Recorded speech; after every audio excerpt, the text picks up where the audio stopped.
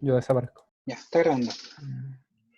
Ya, entonces, bienvenidas sean todos a la primera cita del seminario de pregrado online organizado por el CAM, Centro de Estudiantes de la Facultad de Matemáticas, donde charlistas de distintos países y universidades también distintas hablarán de matemática o estadística relativamente especializada, pero de forma más amigable.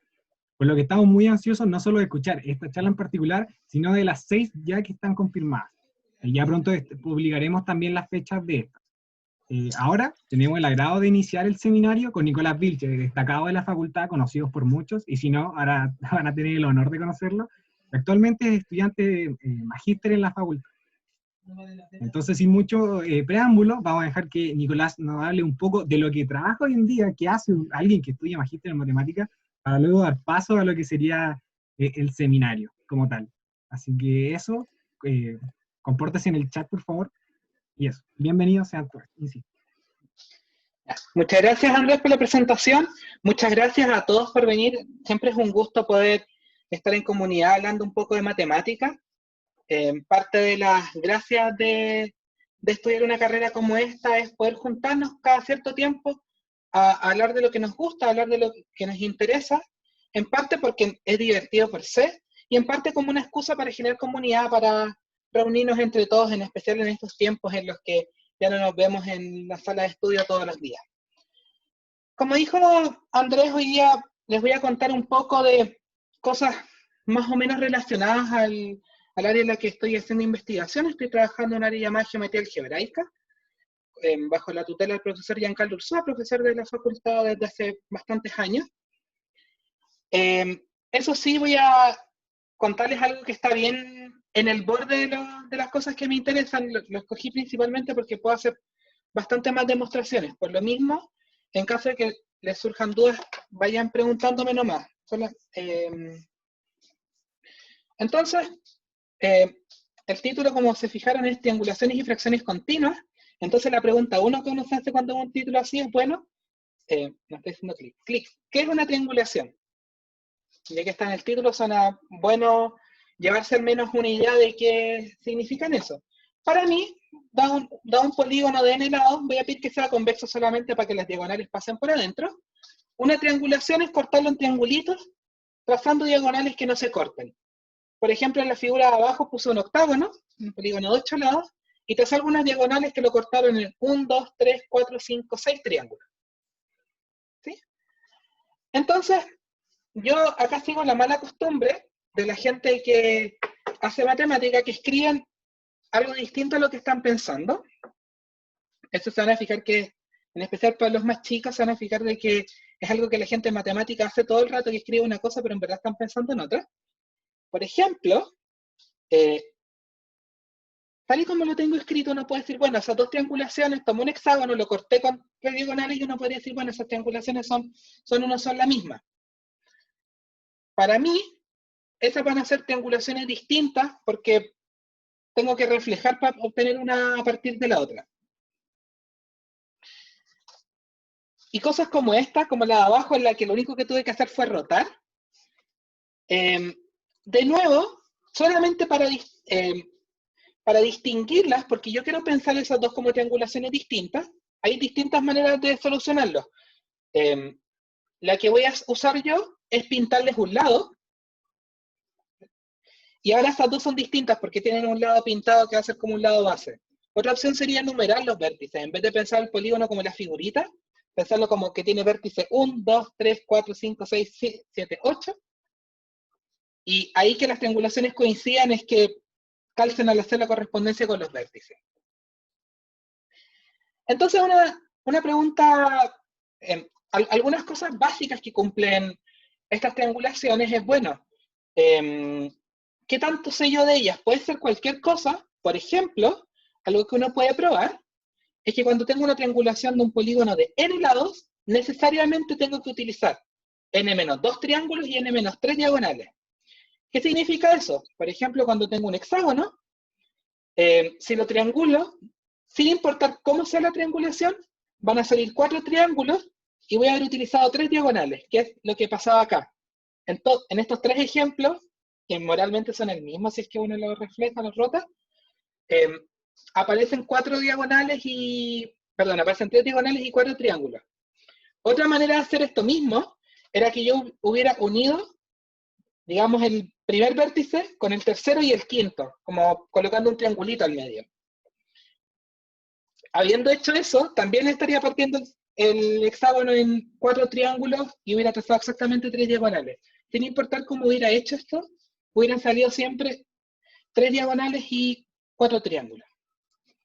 No voy a hacer la demostración de este resultado, principalmente para no quedarme sin tiempo al final, porque quiero hacer una demostración un poco más complicada. Pero hay distintas maneras de hacer esta demostración. Una opción es hacerlo vía inducción fuerte. Entonces, por ejemplo, ustedes quieren probar esto para el octágono. Entonces eligen una de las diagonales, la que ustedes quieran. Eligen esta de acá, por ejemplo. Y eso lo corta en 2 polígonos. La hipótesis de inducción fuerte me dice que el resultado es verdad para cada una de las 2 mitades. Y después juntan esa información. Uno puede escribir esa demostración con un poco de cuidado y eso funciona. De nuevo, no lo voy a hacer simplemente para que el tiempo me sobre, en vez de que me falte. Otra opción, que es un poco más divertida, es utilizar lo que se llaman dobles conteos.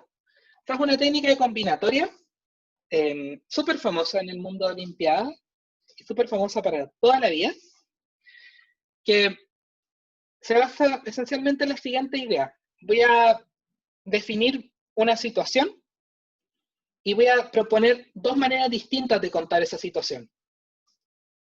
Como propuse 2 maneras distintas de contarla, y es la misma situación, la cantidad tiene que ser la misma. Por ejemplo, acá podría haber contado lo siguiente. Voy a contar pares de vértices, coma, un triángulo que pertenezca a ese vértice. Entonces ahí uno tiene que chequear cuántos vértices llegan por triángulo, por un lado, y por otro lado uno tiene que chequear que todo triángulo tiene 3 vértices, y ahí sale una relación donde uno puede despejar la cantidad de triángulos. De nuevo no lo voy a hacer, eso es un poco más técnico, pero vamos a ver un ejemplo de eso mismo un poquito más adelante, que es como, acá hay bolitas que dicen en el orden que vamos, como en las 5 o 6 vamos a hacer ese mismo truco. Es algo que uno hace toda la vida. Por ejemplo, si ustedes quieren probar de que los coeficientes binomiales cuadran, por ejemplo, que 10 sobre 5, 10 sobre 7 es lo mismo que 10 sobre 3, ustedes pueden decir, quiero contar de cuántas maneras puedo armar un comité de 7 personas entre 10. Tengo 2 opciones. O veo a quienes 7 elijo y eso es 10 sobre 7, o veo a quienes 3 dejo afuera y eso es 10 sobre 3. Como conté la misma situación, esos números cuadran. Ok, como les dije, no me importa tanto la demostración de este resultado, pero sí me interesa que lo tengamos en mente. Cada vez que tengo un polígono de 15 lados, aparecen 13 triángulos y 12 diagonales. Lo que sí me importa es la siguiente pregunta, que es un poco más inocente. ¿Cuántas triangulaciones distintas puedo hacer? Voy a ponerle un nombre, vamos a llamar C sub n, a la cantidad de triangulaciones distintas que tiene un polígono de n más 2 lados. ¿Por qué el n más 2 lados? Esencialmente, para que el primer término, el C sub 1, sea la cantidad de triangulaciones que tiene un polígono de 3 lados. Y eso ya tiene sentido. Hablar de polígonos de 2 lados, de un lado suena como raro. Seguro que un polígono de 3 lados sí puedo contar la cantidad de triangulaciones. Y ahí no tengo diagonales que trazar, entonces como solo una manera, dejarlo quieto. No tengo que hacer nada.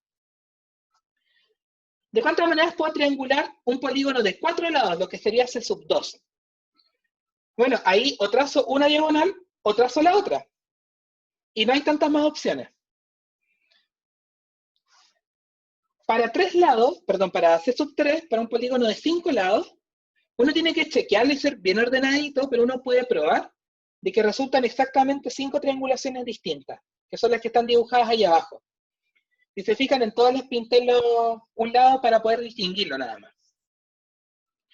Y así, uno podría hacer un montón de estos monitos y decir, bueno, quiero, por ejemplo, contar la cantidad de maneras de triangular un octágono, ya que pusimos un octágono, lo que sería el C sub 6. Problema, C sub 6 es un número grande, tendríamos que hacer 132 dibujos. Y por supuesto, hacer 132 dibujos nos cuesta a todos, en especial asegurarnos de que nos hayan quedado todos distintos. No lo voy a intentar hacer. Me parece que C sub 4 es 14, C sub 5 es 42 y C sub 6 es 132. Entonces, hasta ahí pareciera que uno más o menos los puede hacer a mano. Pero de nuevo no voy a intentar hacerlos a mano. Voy a hacer algo distinto, que es probar el siguiente resultado. Que para todo n natural, tengo una manera de relacionar el Cn más 1 con el Cn. Entonces lo que dice esta proposición es que si yo conozco Cn, por ejemplo, yo ya sé que ¿cuál habíamos calculado? Yo ya sé que el C3 es 5, entonces con esto puedo despejar y obtener el valor de C sub 4. Y aquí conozco el valor de C sub 4, puedo despejar el de C sub 5 y así sucesivamente. ¿Cuál es la estrategia para hacer una demostración de este estilo? Y de nuevo, este es un truco bastante utilizado. Voy a armar una situación en la que este número, el Cn más 1 por n más 2, esté contando algo. Voy a armar otra situación en la que el lado derecho, 2Cn por 2n más 1, también esté contando algo. Y voy a probar de que esos dos conjuntos están en biyección. Yo sé que esas cosas, yo ya sé que a estas alturas ya la vieron en Introducción al Álgebra los que son novatos de matemática, entonces para mí es suficiente, tengo todo el derecho a utilizarlo, pero es una idea súper buena. Cada vez que yo quiero trabajar con un conjunto que no entiendo mucho, voy a ver si es que puedo ponerlo en biyección con algo que yo sí lo entienda. Y de hecho, la razón por la que a mí me interesan este tipo de cosas viene de algo de ese estilo. Pero este comentario se lo voy a hacer un poquito más adelante cuando veamos en la parte de fracciones continuas. Ok, entonces solo para recapitular, como les dije, el plan es armar un conjunto donde yo esté contando Cn más 1 por n más 2, armar otro conjunto que tenga 2Cn por 2n más 1 elementos y probar de que esos dos conjuntos están en biyección. Para el primer trozo, vamos a tomar el conjunto A de la siguiente manera. Va a ser el conjunto de triangulaciones de un polígono de n más 3 lados que tenga un segundo lado pintado. Por ejemplo, acá fijé n igual a 3. Entonces ahora quiero triangular hexágonos que tenían el lado azul que lo habíamos fijado desde antes, y ahora estoy pintando un segundo lado, un lado rojo. ¿Cuántos elementos tiene este conjunto? Primero tengo que elegir la triangulación. La manera de elegir la triangulación, en este caso tengo C sub 4 maneras de elegir la triangulación. C sub 4 cuenta exactamente la cantidad de maneras de triangular un hexágono. En general, como tengo n más 3, lo que tengo que poner acá abajo es n más 1, porque el subíndice es justo 2 menos. Y después tengo que pintar un segundo lado. Acá no está tan explícito en el enunciado, pero no quiero que el lado rojo sea el mismo que el lado azul, sino que de verdad sea un lado distinto. El polígono era de n más 3 lados, ya utilicé uno, entonces me queda otro, que para eso tengo n más 2 opciones. Por otro lado, voy a intentar armar otra situación en la que aparezca el 2cn por 2n más 1, me parece que era el otro término que quiero hacer aparecer. ¿Cómo lo voy a hacer? El conjunto B van a ser triangulaciones de n más 2 lados que tengan una flechita en alguna de las líneas que dibujé. Tal y como suena, en los dos monitos de abajo, si se fijan, puse una flechita. Puede ser un lado, puede ser una diagonal, no tengo problema con eso. Puede ser el lado azul, también puede ser el lado azul. Tampoco tengo problema con eso. Acá, ¿cuál es la cantidad de elementos de este conjunto? Primero tengo que triangular el polígono de n más 2 lados. Eso hay exactamente C sub n maneras de hacerlo, que es la cantidad de triangulaciones para un polígono de n más 2 lados. Y luego tengo que poner una flechita. Para poner una flechita, tengo que elegir un lado, que tengo n más 2 opciones, o una diagonal, que son n menos 1, Puede ser cualquiera de las dos. Como dije, puedo poner la flechita encima o de un lado o de una diagonal y no tengo problemas con eso.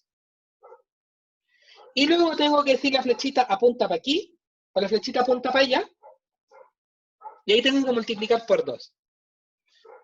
Uno hace las cuentas y aparece justo este número. 12 sub n por 2n más 1. ¿Hay alguna pregunta hasta acá cómo definir los conjuntos A y B?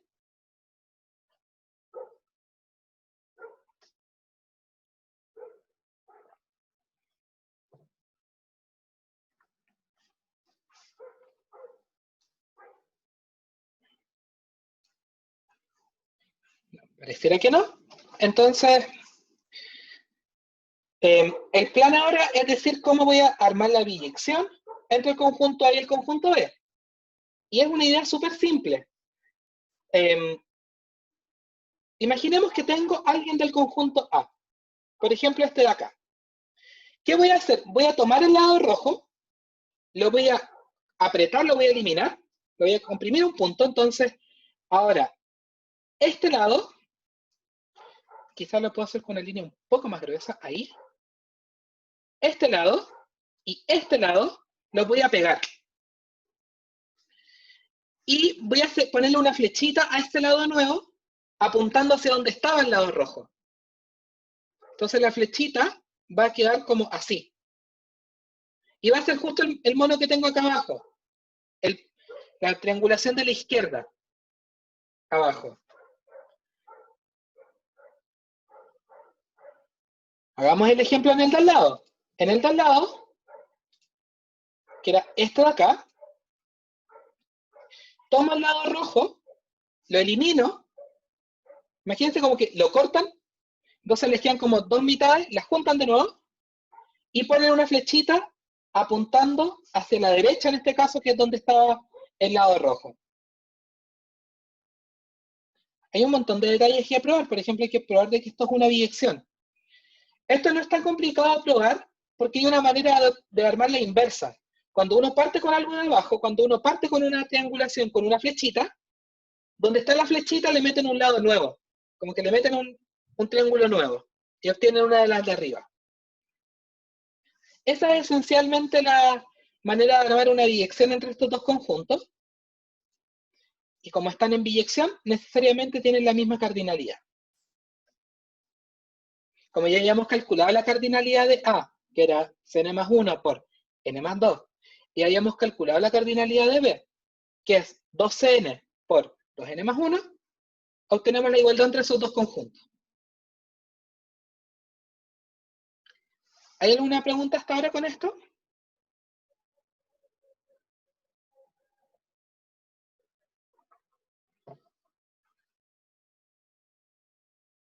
Con toda confianza, o sea, pregunten nomás.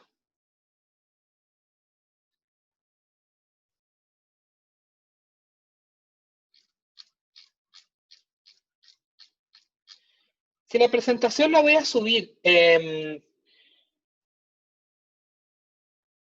no sé, tengo que pensarlo, al menos no al tiro, porque tengo que sentarme a mirar de que haya quedado bien escrito y todas esas cosas, pero eventualmente sí podemos subirla, pero tengo que pensarlo para estar seguro de que no está haciendo nada raro. Así que digamos que sí, pero no.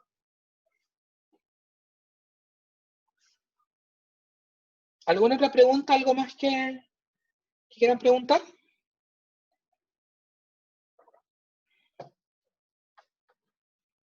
Ya.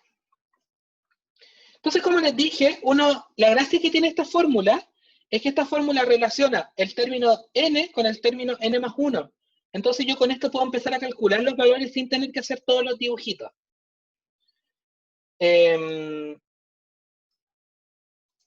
Por ejemplo, si ustedes colocan n igual a 3 en esta fórmula, van a obtener c sub 4 por 5 igual a c sub 3 por, acá me queda un 7 por 2, 14. C sub 3 ya lo conocíamos, nosotros calculamos que C sub 3 es 5, entonces uno mete acá y C sub 4 resulta ser 14 y ahí estamos listos. De la misma manera, pueden hacer el mismo juego con n igual a 4 y eso lo relaciona C sub 4 con C sub 5. Y C sub 5 resulta ser 42. Y ya que tenemos tiempo, creo que vamos bien de tiempo, sí, vamos excelente de tiempo. Les voy a contar un poco en la práctica qué es lo que uno hace con esto, porque este es un ejemplo súper conocido y más de alguno de esas es la respuesta que voy a llegar acá abajo. Pero en la práctica, cuando uno está jugando con problemas, que pueden ser problemas de investigación o pueden ser problemas que a uno se le ocurren así por hacer cuentitas, puede llegar a sucesiones de este estilo que uno dice, no sé si la gente conoce estos números, si los ha calculado alguna vez.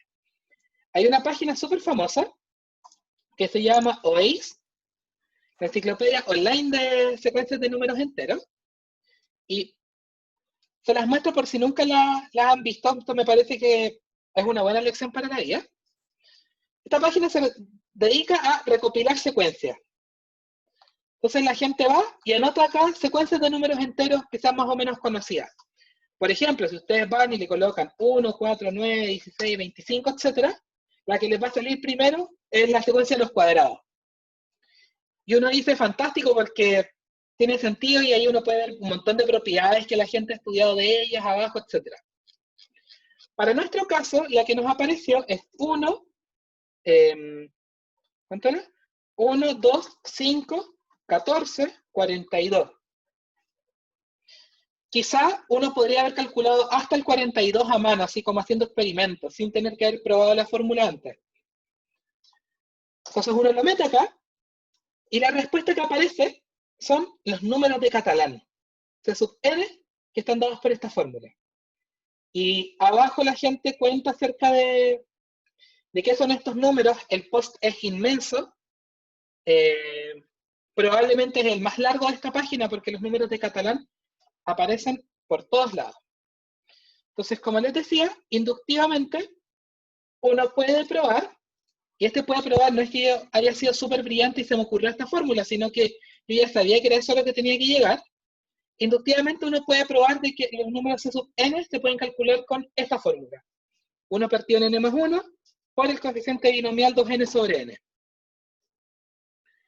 Ojo que, tal y como está escrito con esa fórmula, no es obvio ni siquiera que sea un número entero, porque tengo un partido en n más 1 abajo. Eso ya es algo choro que da la demostración combinatorial. Los números de Catalán se atribuyen, por supuesto, a alguien de apellido catalán, a Eugene Catalán, que vivió entre los años 1814 y 1894.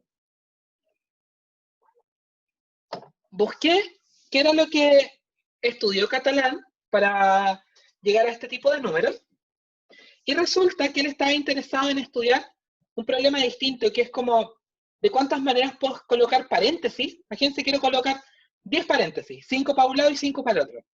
Pero quiero que tenga sentido, entonces en ningún momento puedo colocar más paréntesis derechos que izquierdos. No tengo problema que haya paréntesis adentro de paréntesis siempre que tenga sentido. Y resulta de que la cantidad de maneras de colocarlos bien es esencialmente este mismo número, el C sub n. Y ese fue el problema que estudió Catalán y donde aparecen los números. Ahora bien, Wikipedia le echa la culpa antes que a Catalán a Euler, que los estudió antes que él, y los estudió exactamente para esto, para contar la cantidad de maneras de triangular un polígono. Entonces, yo estoy orgulloso de que aparezcan acá, porque Euler lo hizo antes de esa manera. Los números de Catalán, como les dije, son súper famosos, tienen un montón de apariciones distintas, un montón de equivalencias obvias y un montón de equivalencias no obvias. Por ejemplo, una de las más clásicas, ustedes han visto en los coeficientes binomiales que tienen una hoja de cuaderno, digamos, de 15 por 30 cuadritos y quieren llegar de una esquina a la otra, siempre yendo hacia la derecha y hacia arriba. Hay una cierta cantidad de maneras de llegar y eso se calcula en términos de los coeficientes binomiales. Es un ejercicio súper divertido si es que nunca lo han hecho. Si es que su hoja es una hoja cuadrada y quieren de que además nunca cruce la diagonal, aparecen de nuevo los números de Catalán. Otro ejemplo un poco más divertido, que parece más complicado, pero de hecho es esencialmente lo mismo, es considerar esta ecuación cuadrática. Vamos a tomar la ecuación cuadrática cx cuadrado menos x más 1 igual 0. creo que es esa. Esta ecuación cuadrática, para valores de C chiquititos, tiene una solución que es muy cercana a 1. Porque cuando el C es 0, hay una solución que es exactamente 1. Entonces la solución que está cerca del 1, la pueden expandir en serie de potencias en términos de C, y los coeficientes que aparecen son exactamente los números de Catalan.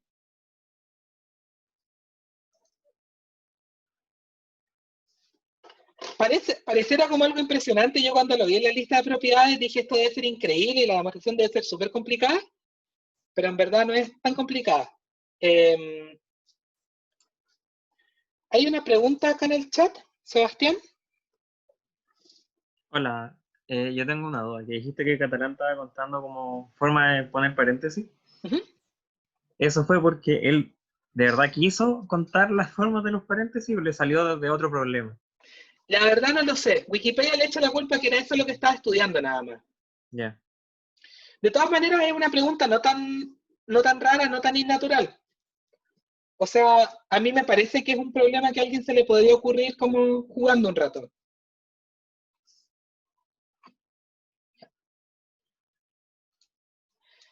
Entonces eso, hay un matemático súper famoso que trabaja en MIT, si mi memoria no falla, que es Richard Stanley, es un tipo que se dedica a hacer combinatorias, y él tiene un libro que se llama Catalan Numbers.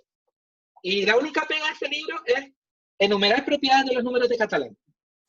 Si es que le quieren echar una mirada, pero quizá tiene 200 equivalencias distintas de los números de Catalan, es una cosa impresionante. Ok, partimos de nuevo, voy a cambiar de tema completamente. Me hago responsable de eso. Vamos a hablar de fracciones continuas ahora. Entonces, para definir estas fracciones continuas, voy a tomar números naturales A1, A2, A3 hasta A sub R, y voy a definir este símbolo, corchetito A1, A2, A3 hasta A sub R, de la siguiente manera. Si es que el R es 1, el corchetito lo voy a definir como el número adentro nomás. En cambio, si es que el R es mayor o igual a 2 y la colita A2 hasta la R está definida y es mayor que 0, entonces voy a definir esta como A1 menos 1 partido en corchetito A2 hasta AR. ¿Sí? ¿A qué me refiero con esto? Esto es por ejemplo, si yo quiero calcular esta cosa de acá, quiero calcular 226. Entonces miro el de más a la derecha. El 6 solito vale 6. El siguiente es corchetito 2,6. Y como el 6 solito es mayor que 0, no tengo problema, se define como 2 menos 1 partido al 6. Y eso es 11 sextos. Después, como el 2,6 es mayor que 0, el 226 es 2 menos 1 partido en el valor de lo de adentro. Esos 11 sextos, uno lo mete en la calculadora, da 16 partido en 11.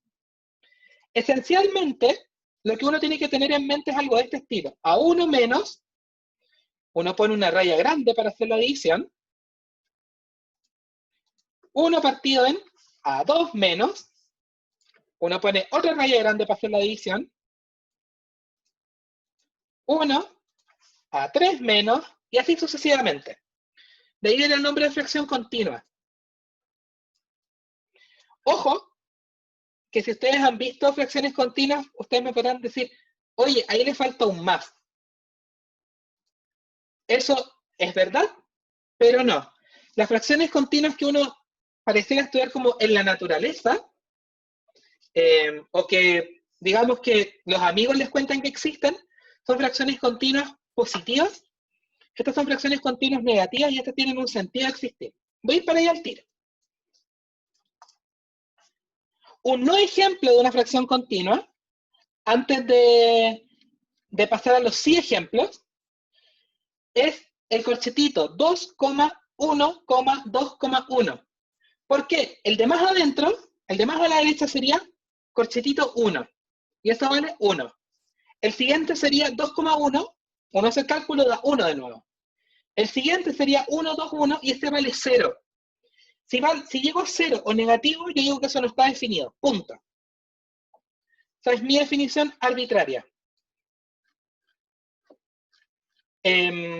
¿Por qué esa definición es útil? No voy a ahondar en temas con eso,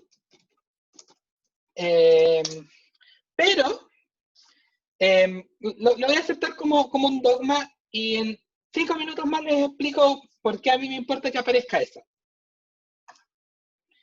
Cuando los valores de sub i son mayores o iguales a 2, estas fracciones, que es donde aparecen naturalmente, se llaman fracciones continuas de Hirzebruch-Jung.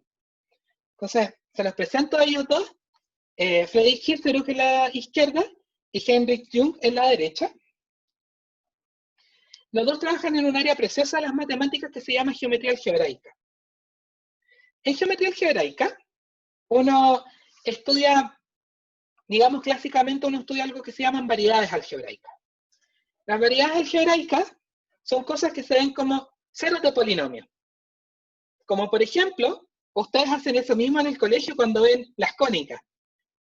Cuando ustedes ven, por ejemplo, x menos h cuadrado más y menos k al cuadrado igual r cuadrado. Pero, y después hasta les enseñan, y eso lo van a ver en introducción en algún momento, les enseñan así como la fórmula general de la cónica y le colocan a mayúscula x cuadrado, b mayúscula x y, etc. Y resulta que para ciertas combinaciones de los coeficientes eso da, en vez de dar una cónica bonita, dan dos rectas, o da una recta junta. Una de las preguntas divertidas que tiene la geometría algebraica es poder extraer información geométrica, como que ocurra esto, en términos de las ecuaciones que lo describen. En un sentido súper vago. Para el caso de superficies, para variedades algebraicas de dimensión 2, las superficies algebraicas admiten singularidades un poquito más delicadas. Pueden tener puntos bastante feos y hay un tipo particular que se llama singularidades de cociente cíclico. Yo esto se lo estoy contando nomás, no voy a entrar en los detalles y no es necesario que estén entrando en todos los detalles, solamente para que sepan que estas cosas existen. Las singularidades de cociente cíclico hay una manera de arreglarlas, de evitar que aparezcan los puntos singulares. Y eso fue lo que motivó a Friedrich Hirzebruch a estudiarlas. Dijo, veamos cómo yo puedo eliminar la aparición de estas singularidades. Y él dijo, oh, eso es súper fácil. Escribió un artículo de eso, como en el 50 y algo, 53 puede ser. Y dijo, la manera de arreglar eso viene esencialmente a hacer este cálculo de acá, este cálculo en fracción continua.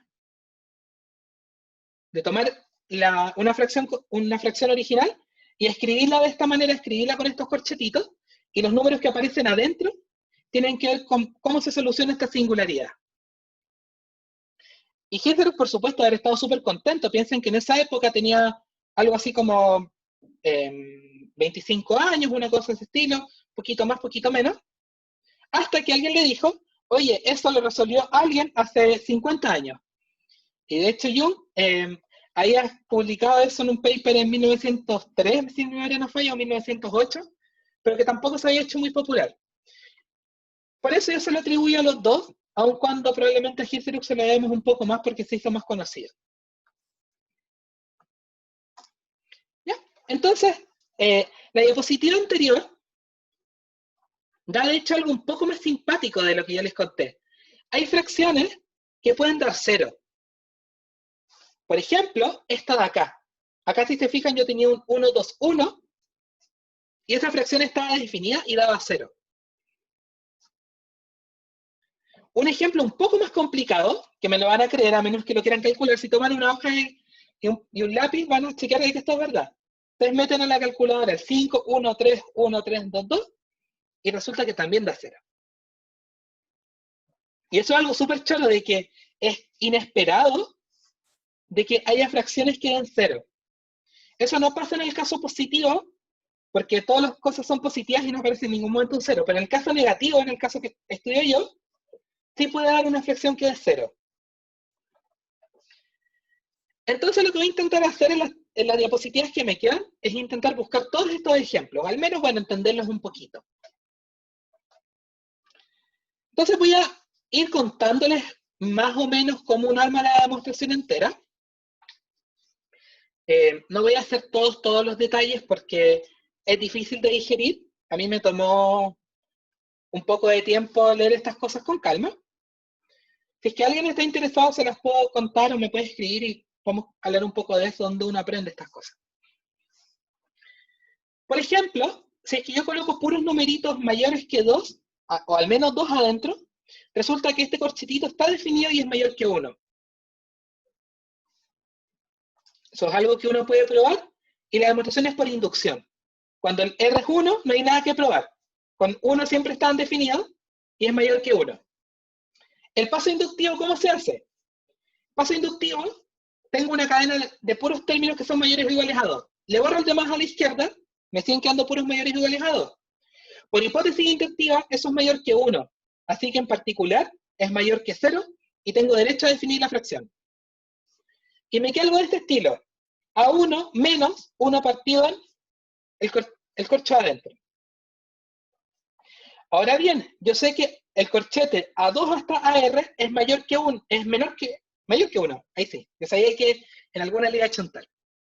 Entonces puedo acotar y me queda A1 menos 1 partido en 1, y eso es justo A1 menos 1.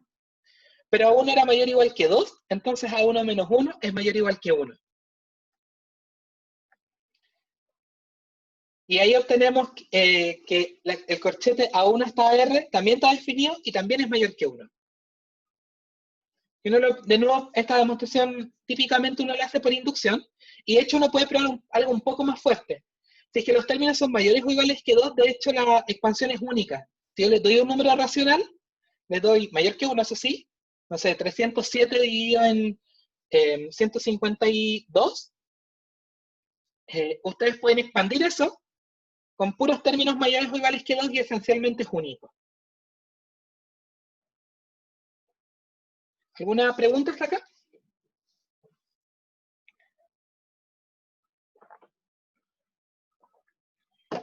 Disculpa, Cuéntame. ¿puedes repetir ese corolario? ¿Qué corolario? O sea, lo que dijiste ahora, La expansión que es tenía. Ah, ya. Que, por ejemplo, yo puedo hacerme la pregunta de qué corchetitos puedo obtener yo para que me dé, no sé, 16 partidos en 11, como el que hicimos acá. Entonces, por ejemplo, el corchete 226 da justo 16 partidos en 11. Yo podría preguntarme si es que hay más. Si yo pido adicionalmente de que no aparezca ningún 1, de hecho ese es el único. Eso es lo que estoy diciendo. Eso no es un corolario directo de la demostración, eso es un poquito más complicado. Se puede probar por inducción también, pero es un poco más lento de hacer.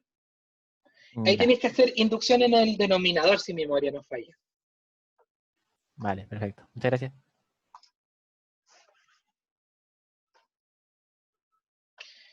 Ya. Ok.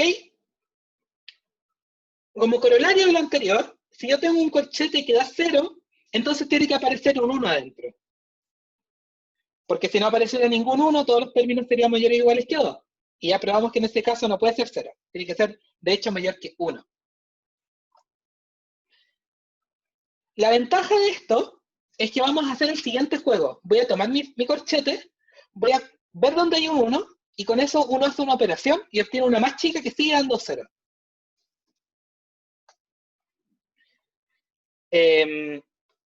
Para decir eso necesito un lema técnico, que pueden taparse los oídos si es que les parece muy técnico. Esencialmente dice lo siguiente: si es que yo tengo dos unos pegados y la fracción da 0, de hecho la única manera es que la fracción sea 1,1. No puede haber dos unos pegados de otra manera.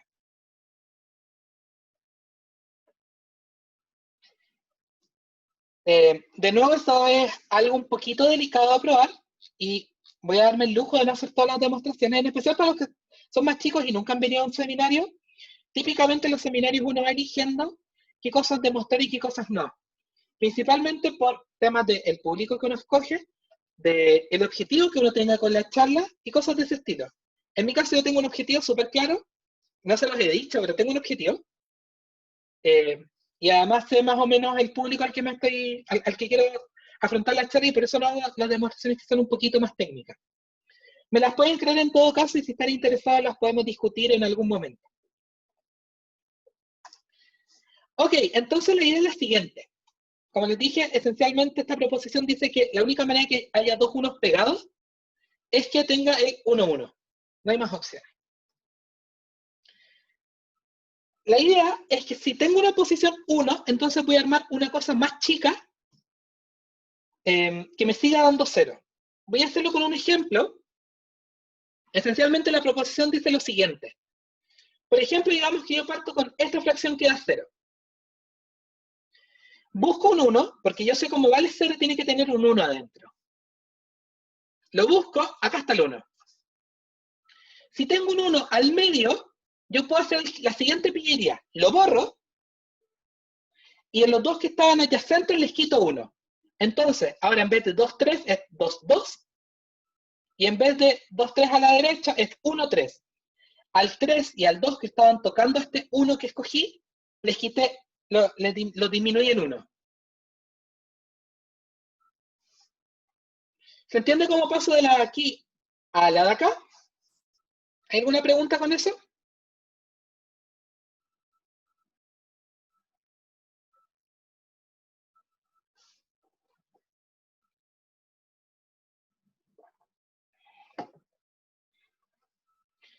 Hago el mismo juego en la siguiente. Como este va a 0 de nuevo, tiene que haber un 1. Elijo alguno de esos unos, lo borro, y me queda 2, 1, y después me queda el 2 a mano derecha. Hay una pregunta, creo.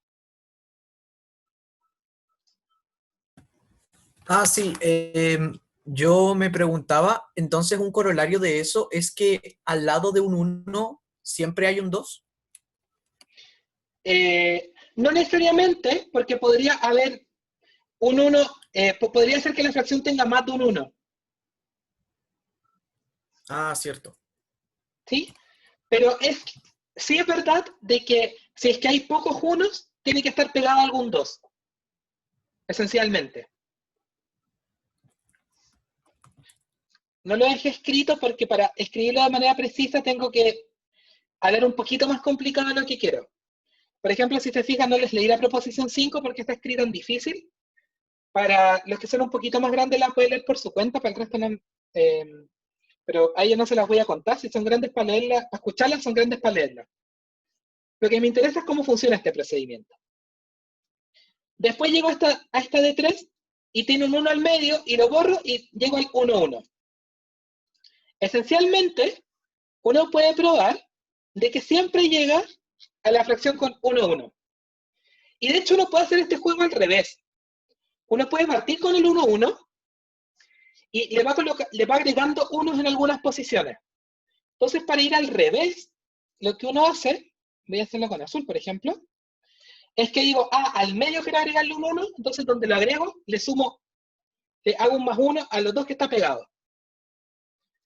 Quiero colocar un 1 ahora ¿dónde quiero agregarlo? En esta posición, donde puse la raya azul. Entonces, al 1 y al 2 que están pegados, le sumo 1. Y me queda 2, 2, 1, 3. Y así sucesivamente. Uno en vez de pensarlo como disminuyendo, lo puede pensar como creciendo. Y de hecho, a estas operaciones uno típicamente les llama blow up y blow down. A la de ir bajando se llama blow down y a la de ir aumentando se llama blow up. Y eso tiene un significado geométrico. Como les dije, yo estudio estas cosas porque aparecen en el mundo de la geometría algebraica. Y hay un procedimiento para el caso de superficies que los que han tomado el curso pregrado lo deben haber visto, que se llama el blow up de una superficie en un punto. Cuando uno hace eso y calcula los números de intersección, es exactamente eso lo que pasa con las cadenas. Pero eso es un poquito más técnico de lo que quiero que el resto escuche. Esto es como, para los que quieran escuchar, que escuchen, y el resto tápense los oídos porque es un comentario que no es necesario escuchar.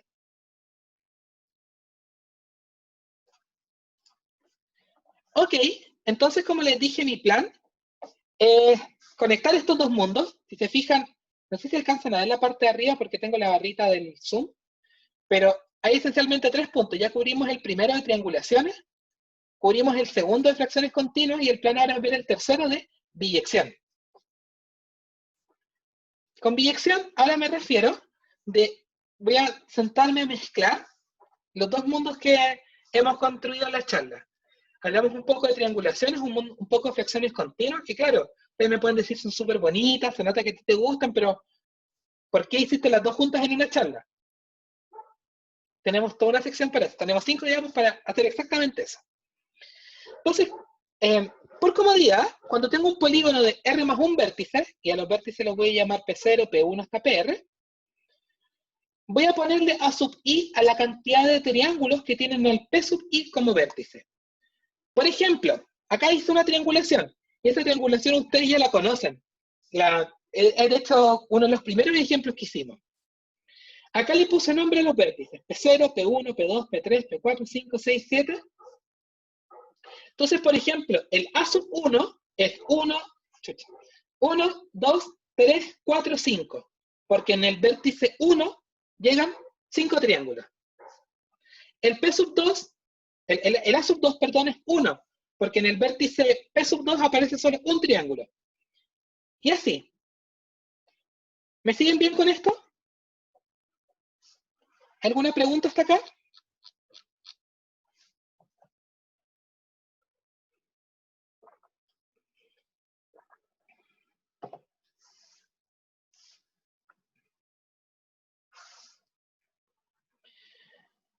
Ok, la parte impresionante es que de hecho estos números los vimos, el 5, 1, 3, 1, 3, 2, 2, haya aparecido un poquito más atrás cuando les dije, hay un ejemplo que no quiero calcular, pero me lo tienen que creer. Y son exactamente los mismos números. 5, 1, 3, 1, 3, 2, 2. Salvo el del 0. El del 0 está como sobrando ahí. Ya habíamos hecho este cálculo y resulta de que si yo tomo esa triangulación y me olvido de la cantidad que hay en 0 y calculo la fracción, esa fracción da justo 0. Y de hecho, eso es un resultado general. Si yo tengo una triangulación de R más un vértice y llamo al A0 hasta la R como lo definí antes, entonces cuando calculo el corchetito, olvidándome del A0, el corchetito da 0. Y al revés, si es que tengo un corchetito que da 0, entonces hay una manera de hacer la triangulación. Entonces, de hecho, hay una biyección súper explícita entre triangulaciones y fracciones continuas. La idea de la demostración es súper inductiva. Uno tiene que hacer inducción para un lado, inducción para el otro. Es bien enredado de escribir y por eso no lo voy a hacer a todo detalle. Pero quiero contarles cuál es la idea clave de la demostración. La idea clave, digamos que yo ya tengo esta fracción, 1, 2, 4, 1, 2, 3, 1.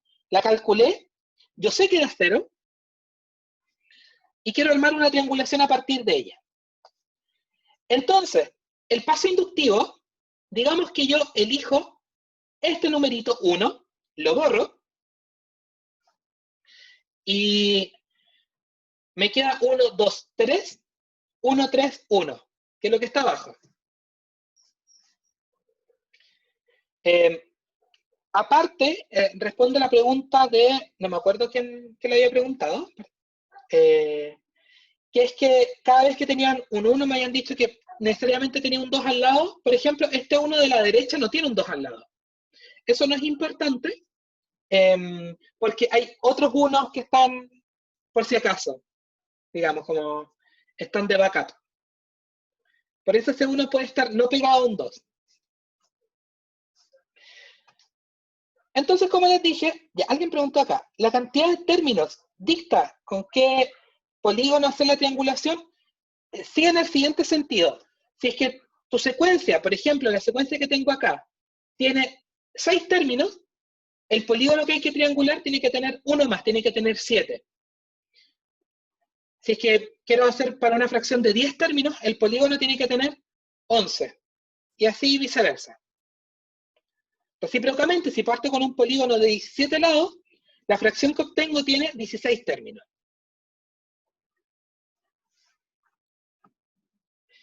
Ok, entonces como les dije, uno usa inducción. Por inducción, yo sé que la de acá abajo, la 1, 2, 3, 1, 3, 1, tiene una triangulación asociada, que es la que puse acá. 1, 2, 3, 1, 3, 1, y este vértice 4 que es el que borrábamos, este es como el vértice 0. A mí cuando Giancarlo me enseñó estas cosas, dijo que ese era el vértice escondido. y me gusta su nomenclatura. ¿Cuál es el truco? Uno hace la siguiente pillería. Volver a agregar el 1 es lo mismo que pegar un triangulito.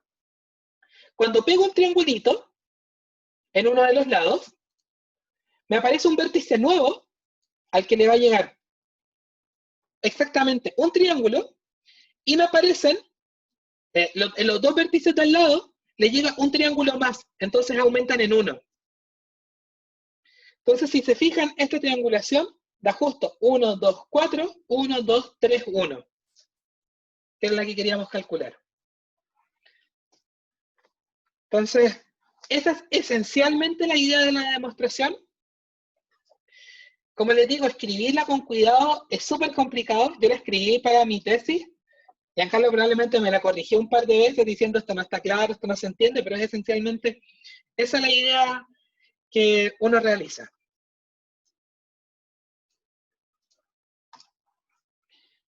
Y lo último que quiero comentar respecto a esto es que ya que tenemos una biyección, ahora puedo calcular la cantidad de fracciones de largo R que dan 0. Porque ya habíamos hecho el cálculo de las triangulaciones. Entonces, a priori este problema de calcular fracciones continuas, que era inatacable, por ningún lado daba, se reduce a un problema de calcular triangulaciones que era complicado, pero ya lo resolvimos, eso ya lo entendíamos. Entonces resulta que la cantidad de fracciones de largo R es exactamente este número.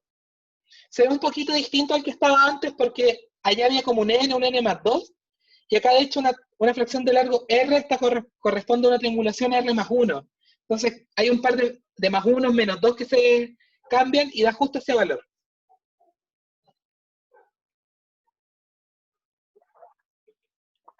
Entonces, solo como comentario final, aprovechando que me quedan un par de minutos, es súper divertido porque uno podría llegar a pensar incluso que esto es casi una curiosidad matemática para contarle a los niños en los seminarios de pregrado y que en verdad no es algo que la gente utilice cuando hace investigación.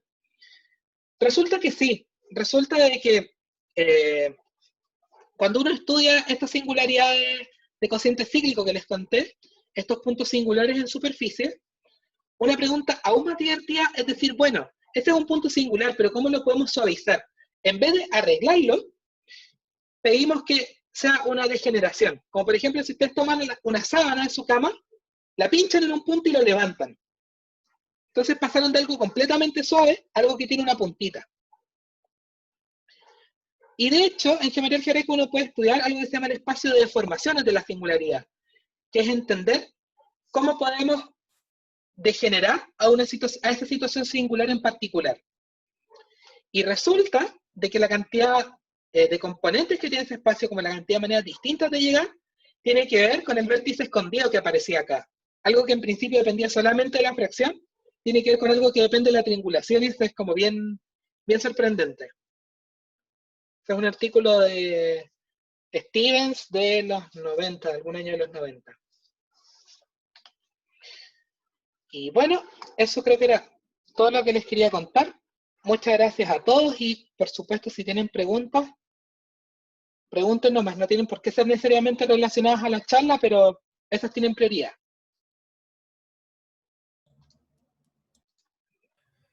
José. Yo me preguntaba, Uh-huh. ¿sí? Respecto a los números que generan las fracciones continuas, ¿hay alguna manera de encontrar una relación entre los números generables por fracciones continuas? Así como, por ejemplo, no sé, para todo racional existe una fracción continua. Ah, sí, eso es verdad. Para todo racional mayor que 1, existe una fracción continua con que todos los términos son mayores o iguales que 2. Y por ejemplo, ¿puedes generalizar las fracciones continuas a, comillas, fracciones infinitas? Así como utilizar secuencias y sucesiones y encontrar límites, por ejemplo. Sí, y de hecho, normalmente la gente que estudia geometría algebraica no se preocupa tanto del caso infinito, y en el caso de las que aparecen acá con signos negativos, no sé si está hecho. Para el caso con positivos, es algo súper clásico, que Le voy a echar la culpa a Gauss, aunque no voy a afirmar de que fue el primero. Uno puede hacer este mismo juego con fracciones con signos positivos, y ahí es más fácil definirla hacia el infinito. Y hay un montón de teorías relacionadas alrededor de ello.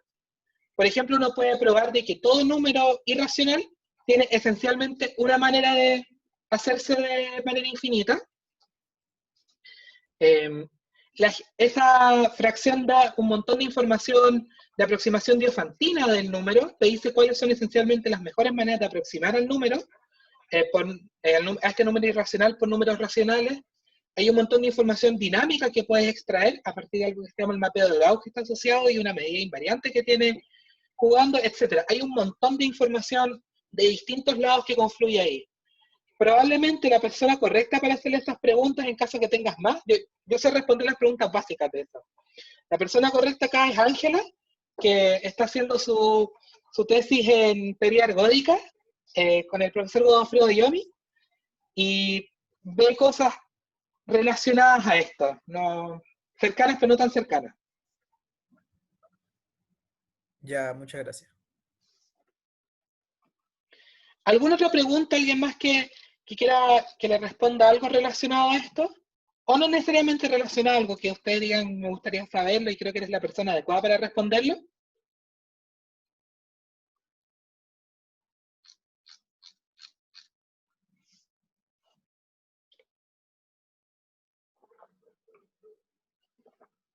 Ya.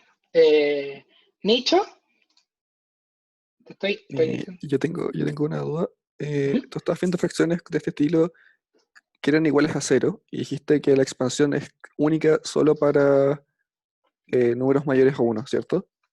Si es que exiges de que los A sub i sean mayores o iguales que 2.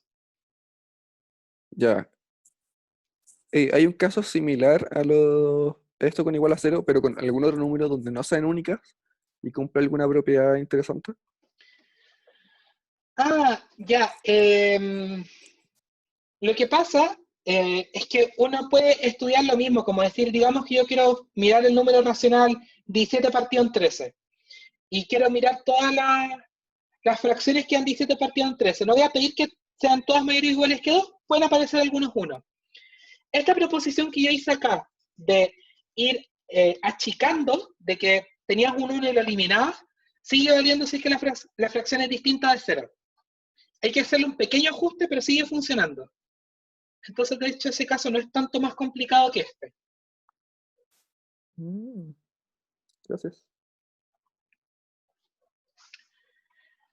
¿Alguna otra pregunta? ¿Algo más que quieran saber? ¿Algo más que quieran escuchar que yo pueda contarles?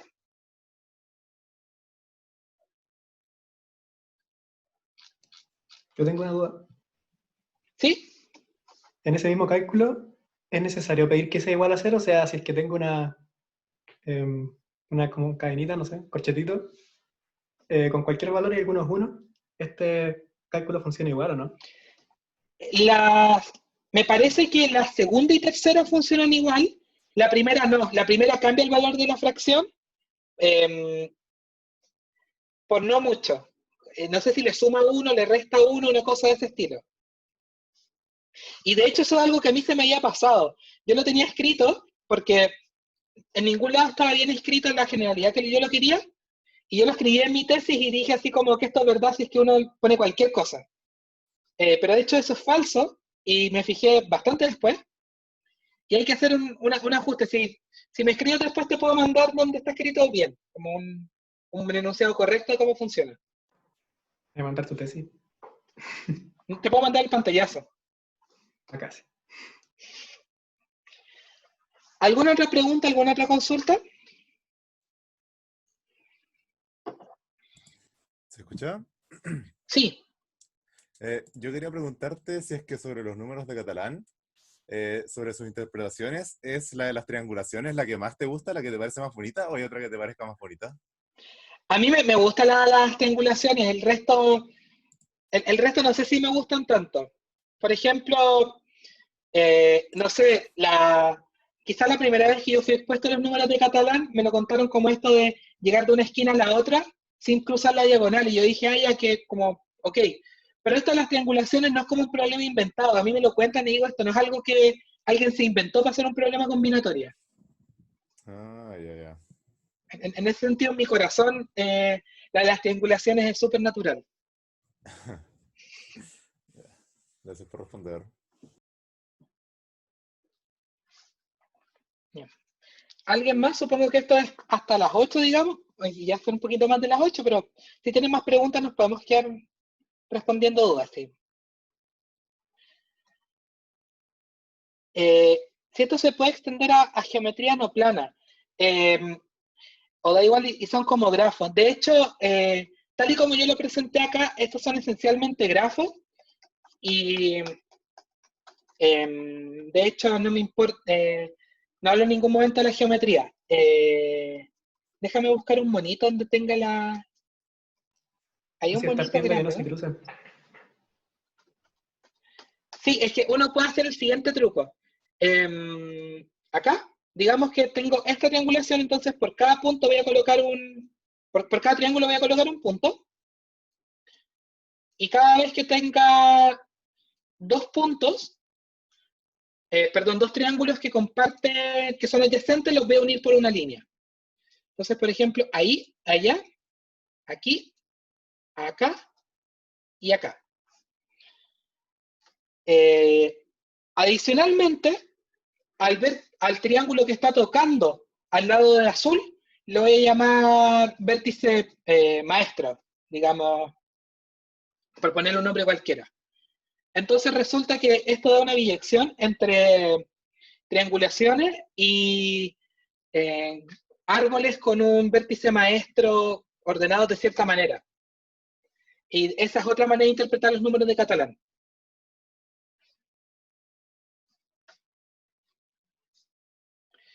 Alguien pregunta en el chat acerca de si puedo contar un poco más de los números de Catalán.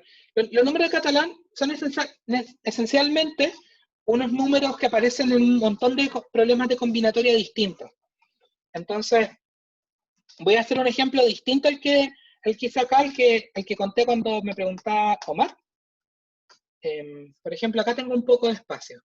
Digamos que tienes una cuadrícula, una rejilla de 4×4, solamente para que el expositor no tenga que hacer tantas líneas. Pero puedes hacerlo para n por n con cualquier n. Ahí y acá. Y digamos que yo quiero llegar desde la esquina A a la esquina B, solamente caminando hacia la derecha o hacia arriba. Entonces, una manera posible, vamos a hacer una flechita en rojo, sería hacer esto, aquí, allá, aquí, acá, aquí, allá y allá. Y si tú calculas la cantidad de maneras de llegar, esencialmente van a ser 8/4, donde el sobre es el coeficiente binomial. Cuando tú tienes una hoja de cuadernos de largos A y B, A más B sobre A, y este es un problema que uno alguna vez en la vida tiene que hacer. Hay un montón de maneras de resolverlo. Quizá mi favorita es la que uno gira la cabeza y coloca numeritos. Si uno gira la cabeza y coloca en cada punto, le asigna la cantidad de maneras de llegar, aparece justo el triángulo de Pascal, porque cada vértice es la suma de los dos que están arriba. Esa es una manera de hacerlo. Pero imagínate ahora que la hojita, voy a borrar todos estos, imagínate que trazo la diagonal y voy a hacer una exigencia adicional. Mi exigencia va a ser de que todo mi camino tiene que estar abajo de la diagonal. Entonces, por ejemplo, este es un camino válido. Acá no se nota porque no me quedo cuadrado, pero la diagonal pasa justo por ese vértice. Ahí no tengo problema. Si tú quieres contar la cantidad de maneras de llegar de A a B, resulta exactamente los números de Catalán que aparecieron antes. Y así hay un montón de problemas de combinatoria distintos que dan como resultado los números de Catalán. Pero así por montones. Hay como les dije, hay un libro que se llama Catalan Numbers, de Richard Stanley, que creo que trabaja en MIT. Yo voy a decir que trabaja en MIT, pero no me acuerdo. Vamos a darlo por verdad porque lo estoy contando. Y este mismo tipo tenía un apunte en internet, pero así 15 años atrás, en donde iba colocando distintas interpretaciones de los números de Catalán. Estas cosas de las triangulaciones, de los árboles, etcétera. Tiene un montón de cosas escritas. Y la gente le iba mandando resultados distintos. Y con eso armó un libro que tiene eso, unas miles no digamos miles, pero decenas de interpretaciones distintas de los números de Catalán, que a priori uno no las ve como iguales.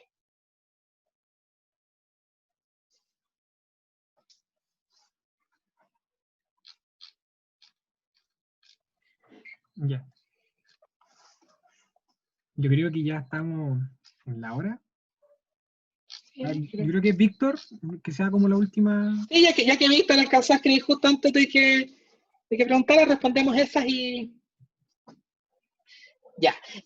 Propiedades bonitas que se pueden encontrar con corchetitos que no dan 0. Por ejemplo, los que dan 1.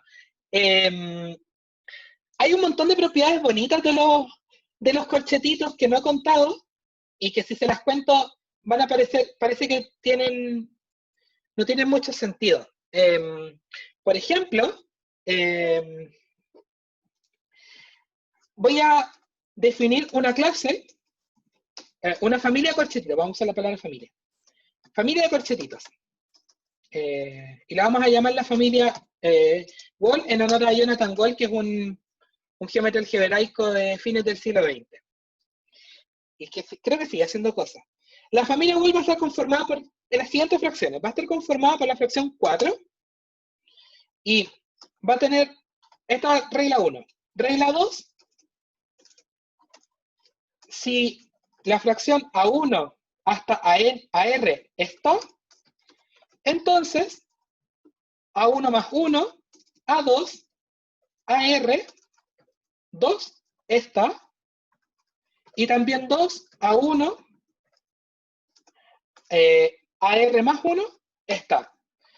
¿Qué significa esto? Tengo un corchetito y lo que puedo hacer es agregar un 2 a un lado y sumar 1 al otro lado, simultáneamente. Por ejemplo, si sumo 1 a la izquierda y agrego un 2 a la derecha, salga el 5, 2. Este también está en la familia. Si es que sumo 1 a la izquierda de nuevo y agrego un 2 a la derecha de nuevo, el 6, 2, 2 también está. Uno más. Si ahora sumo a la derecha y agrego un 2 a la izquierda, el 2, 6, 2, 3 también está. Esos tres están dentro de esta familia. Y hay un teorema que esencialmente es debido a este caballero de un paper de geometría algebraica de los 80. La familia Wall, o todos los términos, todos los corchetitos, digamos, de la familia Wall,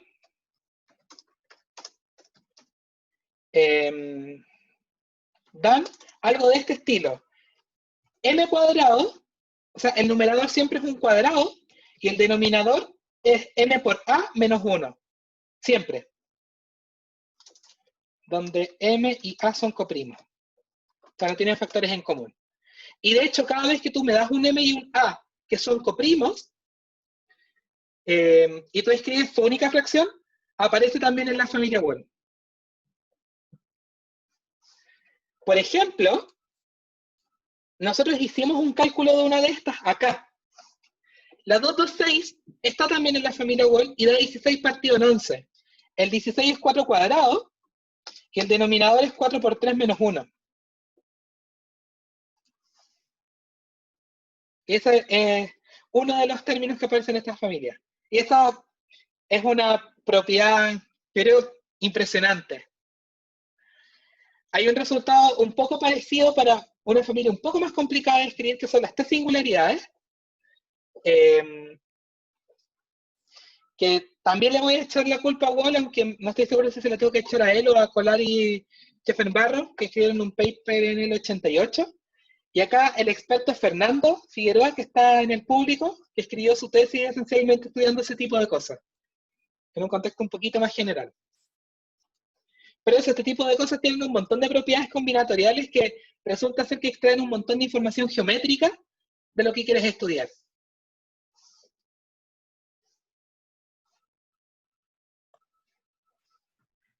Ok, yo creo que con esto damos por finalizado el seminario. Ponemos los claps respectivos en el chat.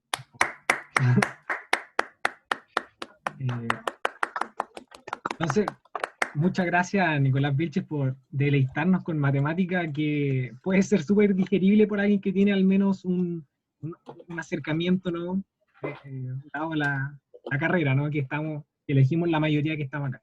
Entonces, muchas gracias a todos los que vinieron también. Estén muy atentos a todas las próximas fechas que se vienen. La próxima semana lamentablemente no va a haber, pero sí esperamos que de manera continuada se mantenga hasta el 31 de julio, ¿ya?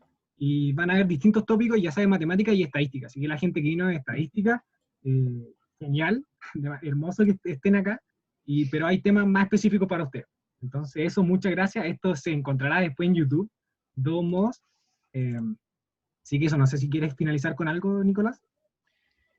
No, salvo que muchas gracias a todos por venir, es de verdad un placer poder contarles un poco de matemáticas y como dijo Andrés, continúen viniendo, vayan a los de matemáticas, vayan a los de estadística, porque siempre es bueno escuchar un poco qué es lo que les interesa a la gente que comparte con ustedes la facultad. Siempre es bueno saber un poco de distintas áreas, uno nunca sabe cuando termina siendo útil saber un poquito más de cosas distintas.